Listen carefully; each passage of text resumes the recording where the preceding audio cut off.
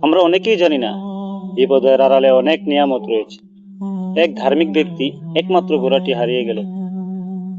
প্রতিবেশীরা তাকে দুর্ভাগা বলল। তিনি ধৈর্য ধরে বললেন, আল্লাহ যা করেন ভালোর জন্যই করেন। কয়েকদিন পর ঘোড়াটি আরো কয়েকটি বনঘোড়ার সাথে নিয়ে ফিরে এলো। এবার সবাই তাকে ভাগ্যবান বলল।